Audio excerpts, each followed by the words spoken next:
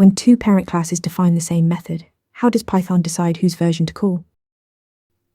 Python uses an algorithm called C3 linearization to determine method resolution order.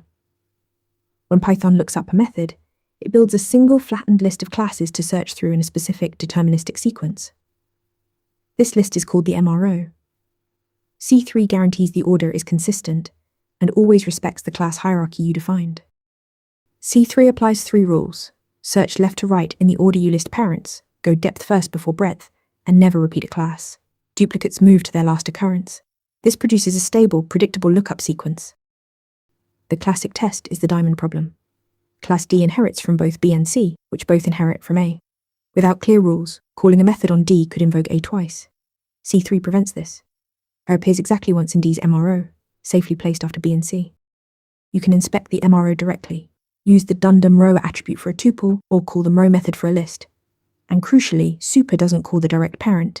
It follows the MRO. That's what makes cooperative multiple inheritance work correctly in Python. Python's MRO, powered by C3 linearization, guarantees consistent method lookup. Inspect it with dundum-row, and trust super to walk it correctly. Ready to practice for your next interview? Interview Mentor lets you answer real questions just like this one. After each answer, you get a detailed grade and personalized tips to improve. Watch your scores climb as you keep practicing.